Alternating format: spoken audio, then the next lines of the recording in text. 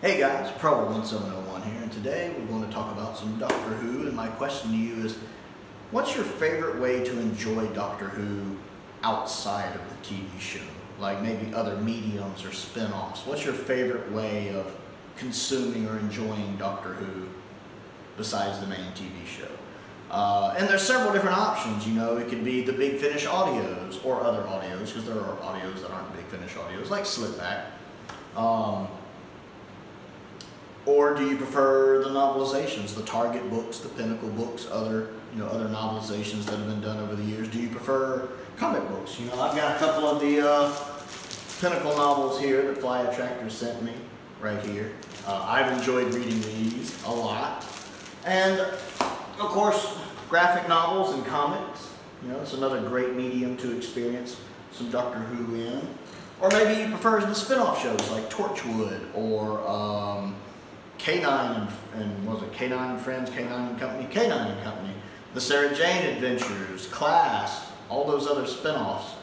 So my question is, which one do you prefer? For me, it's probably either going to be the novels or the comics. It's hard for me to pick between them. I enjoy both. If I had to pick, it'd probably be the novels are probably my favorite way. I do enjoy a lot of the novelizations. Classic story episodes, the Target novels, the Pinnacle novels. Of course, I love original novels as well. I've read, several Doctor Who stories that, were just their own stories, not novelizations of TV episodes. I do enjoy reading Doctor Who. But, I really enjoy comics a lot. The Doctor Who comics have been really, really good.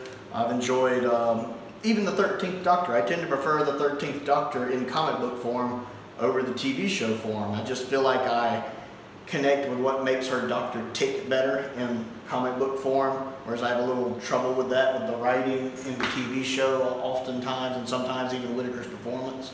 I just prefer 13. I get 13 better in the comic book. Now, normally I prefer the TV show over most things, but I struggle with Big Finish sometimes. Like Big Finish, audio is really hard for me, I guess because I didn't grow up listening to stories on audio. I grew up reading. I always loved reading when I was growing up. That's just one of my favorite hobbies when I was a kid. I loved to read. I just consumed books, Star Trek books, the few Doctor Who books I could get a hold of. I remember reading The Celestial Toymaker and Day of the Daleks when I was little. Star Wars books, also Dune. I love the Dune novels. I love The Wheel of Time. I love the Dresden Files. Just Garfield. I actually love Garfield a lot. Educational reading, I love Garfield. That's probably the first thing I have memory of reading was Garfield. So I love to read. And the cool thing is when you're reading, you can picture the events going on in your mind, what me and Fly Attractor called, the movie in our mind. Our imagination creates it. You can't put a budget on that. The imagination, is limitless if you do it right. And then I can read it at my own pace. And plus, I know exactly who's talking because the page says, okay, this person's talking and now this person's talking. So I always know who's talking. Whereas with audio, for some reason when I'm listening to audio, I have a harder time picturing the events in my head. Sometimes more than others. Some stories I can do it pretty well. Some stories I struggle. Spare Parts was a big problem with that. Plus, the audio moves at its own pace, not my pace. The audio has its own pace it moves at, and that's just the pace it moves at. Plus, sometimes when multiple people are talking, I can't always tell who's talking. Especially if it's like two guys who have similar voices or two ladies who have similar voices.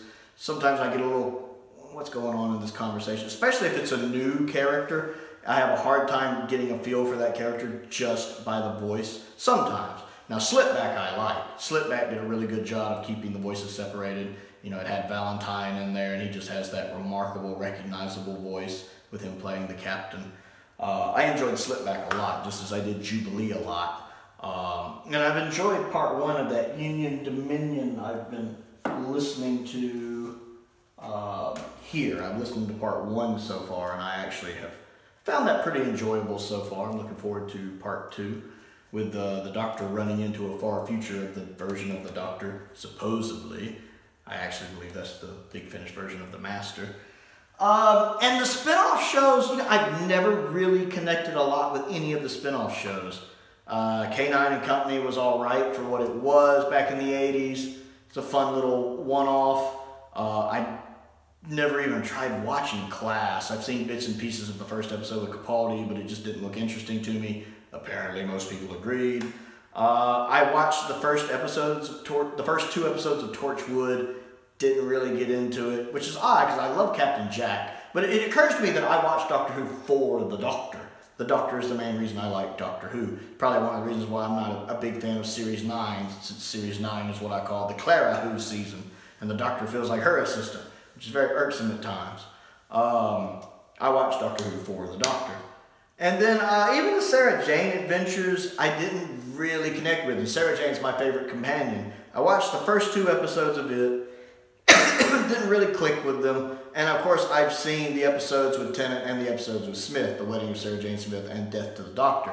And I did enjoy those, especially Death to the Doctor. They were good. I do want to see Enemy of the Bane one day, because I know that has the Brigadier in it, and I do want to see that. I just haven't seen that yet. But my favorite way is definitely books, novels, and comic books. That's definitely my favorite way to consume Doctor Who media outside of the main show, the classic series, the modern series. With Big Finish probably coming up after that, and then I just don't really care for the spin-off shows, with the exception of a handful of episodes in the Sarah Jane Adventures. That's really about it. Big Finish, like I said, is very hit or miss with me. The audios are very hit or miss with me, because I didn't like Spare Parts at all. I just didn't care for Spare Parts.